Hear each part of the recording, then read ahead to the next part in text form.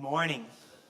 It's so good to see all of you here today. We certainly are blessed to be together, to hear the word that God has preserved for us in the Bible, and also to share in the most special moment we share together, the breaking of the bread, passing of the cup, remembering what Christ has done for us. So we're actually going to spend a little bit of time talking about that this morning.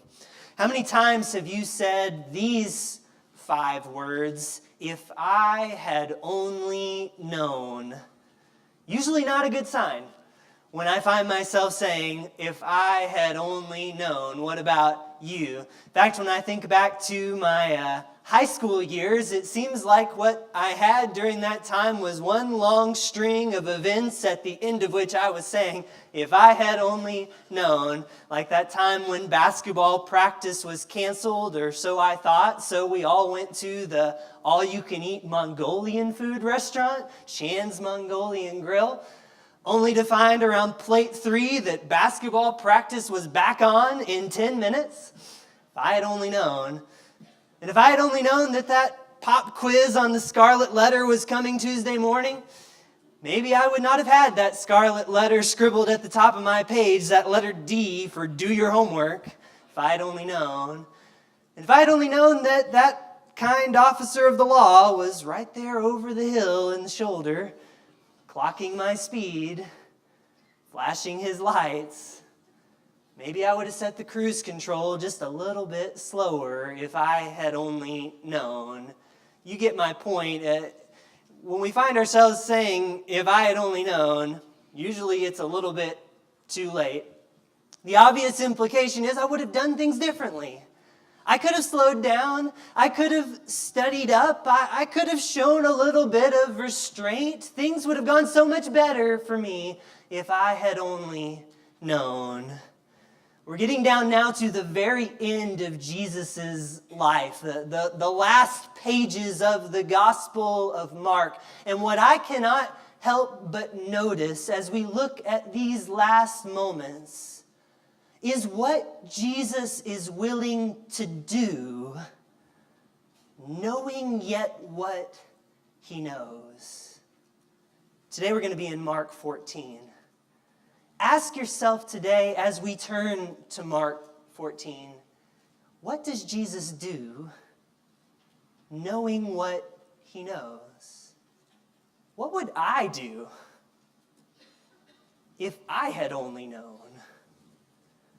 The passage begins in verse 12, somewhat strangely, yet it's here that we are introduced to a Jesus who knows more than his disciples know, who knows things, in fact, that frankly no ordinary person could be expected to know. Here's what's going on. Verse 12 of Mark 14, on the first day of unleavened bread, when the Passover lamb is sacrificed, his disciples said to Jesus, "Where do you want us to go and make preparations for you to eat the Passover?"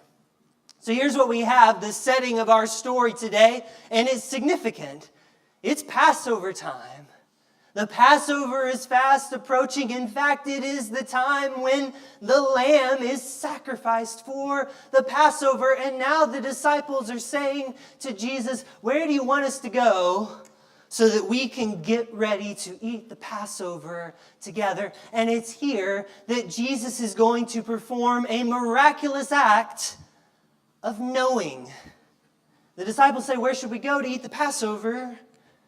So Jesus sent 2 of his disciples, saying to them, "Go into the city, and a man carrying a jar of water will meet you. Follow him.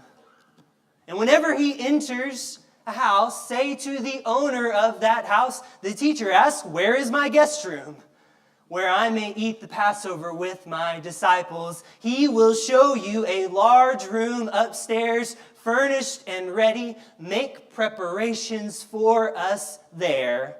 And wouldn't you know it, the disciples set out and they went to the city.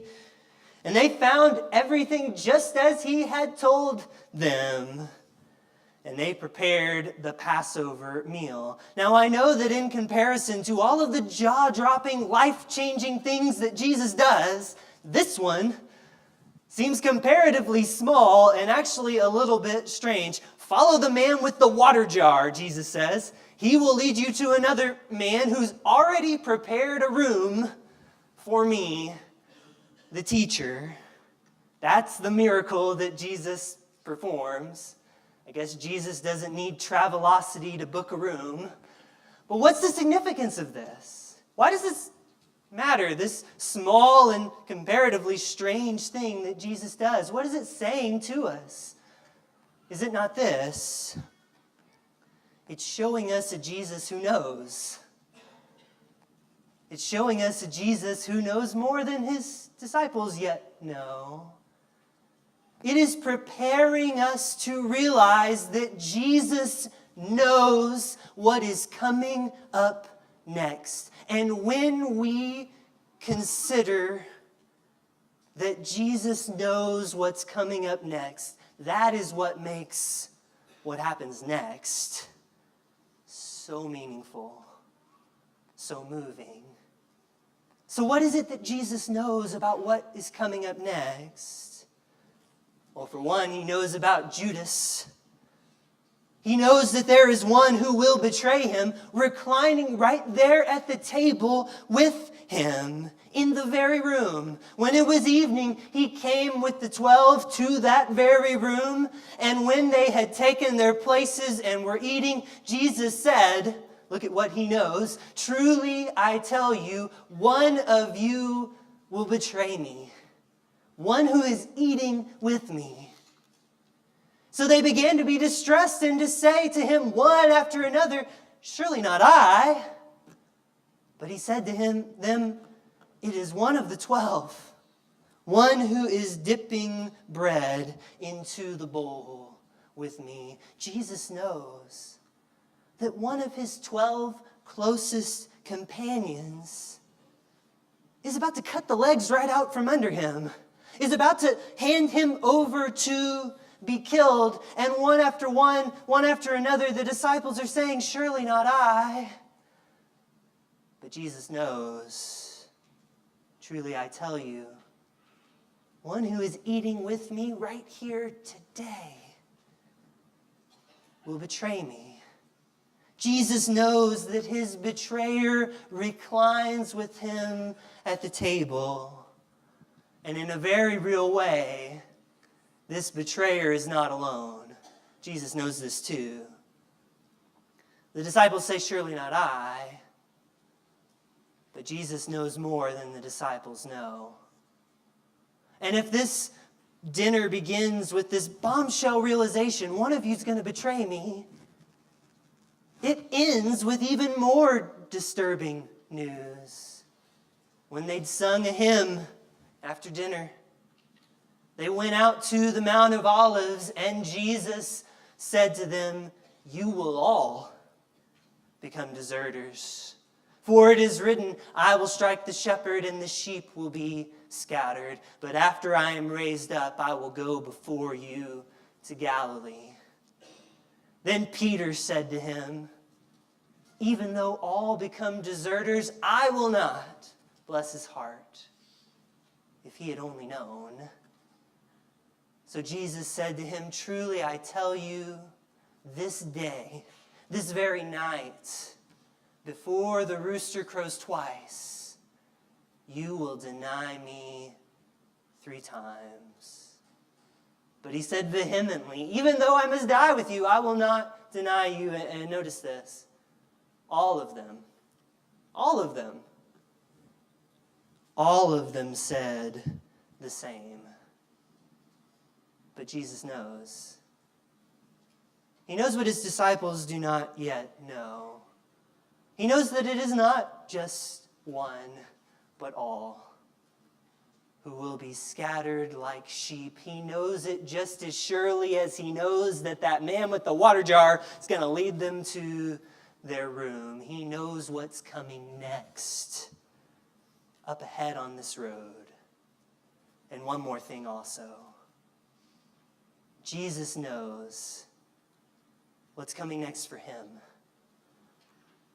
Jesus knows the true significance of this meal that they share together. Probably his disciples think that they know. After all, this is the Passover time, and they know what Passover means. It reminds them of that day in their history when God leads his people, Israel, out of slavery. It reminds them of that hurried, triumphant exodus from Egypt. It reminds them of their deliverance to the promised land. They've been sharing this meal from their birth. But as Jesus examines the table, knowing what he knows, he sees what his disciples cannot yet see. While they were eating, he took a loaf of bread, and after blessing it, he broke it, gave it to them, and said, "Take, this is my body." This is what's coming up next for me. My body, broken like bread. Then he took a cup, and after giving thanks, he gave it to them, and all of them drank from it. He said to them, "This is my blood of the covenant, which is poured out for many." This is what's next for me. My blood poured out for many. When we look at these glimpses of our Savior, in the very last moments of his life, can we not see and feel the weight of what he knows? What he knows that his disciples do not know. What he knows that no one else in the world can yet know as he knows. His body like broken bread. His blood like spilled wine. His brothers like scattered sheep. This is what's up ahead on the road for Jesus. And yet, knowing what he knows, what does Jesus do?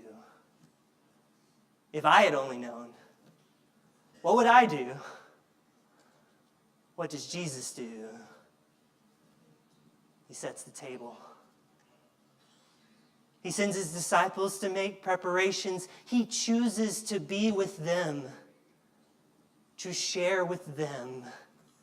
He chooses to entrust this all-significant moment to them, these 12 who will soon desert him in his darkest hour. Jesus sets the table for them, knowing what he knows. What does Jesus do? He takes the bread in his hands. He takes the cup in his hands, and he gives thanks to God that he has this opportunity to give it away, the very emblems of his flesh and his blood. He blesses that broken bread. He gives thanks for that poured out cup, knowing what he knows. What does Jesus do? He looks into the eyes of those 12 earnest yet oh so imperfect disciples. And he makes a promise, a covenant that cannot be broken. Jesus says, "This is the blood of my covenant for you. Truly I tell you, I will never again drink of this fruit of the vine until that day when I drink it anew in the kingdom of God." Jesus, knowing what he knows about these deserters, about that betrayer, says to them, "I have not given up on you yet. I'm looking forward to that day. My promise, my kingdom, my body, my blood, these I give in the hope that you might be with me forever, might share this meal one day with me in my eternal kingdom." This promise Jesus freely makes to these 12, knowing what he knows, and he carries that very promise with him all the way to the cross. If I had only known, these are not 5 words that Jesus uses as he carries the cross. Jesus knew what he knew. And yet he did what he did. And because he knew what he knew, we can know that this is no tragic accident. This is a gift freely and purposefully given for our sakes. It is a promise willingly and thankfully made by the one who does not give up on his followers. Today we're gathered together as God's church is called to gather every week to break the bread that is Christ's body, to drink from the cup that holds Christ's blood.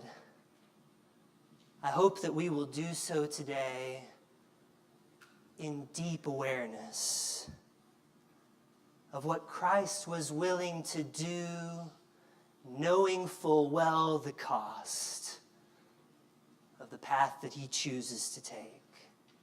Because he knew what he knew and chose it still, we can know that this gift is all love.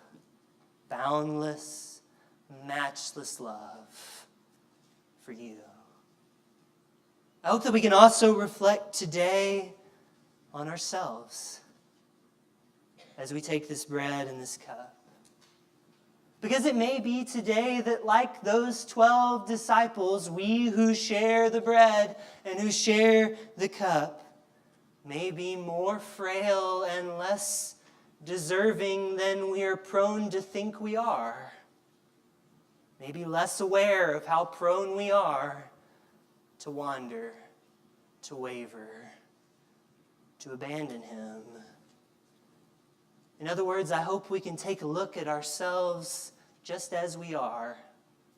Not be so quick to say, surely not I, but instead remember how limited we are and how needy we are as we approach the table.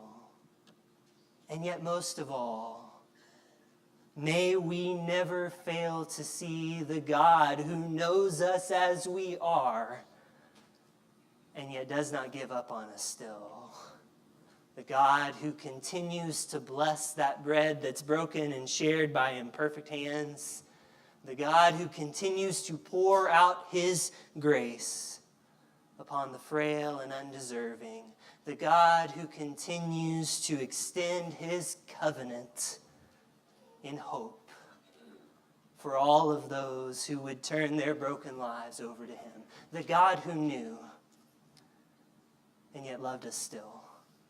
Let's remember that gift as we take the bread and the cup this morning.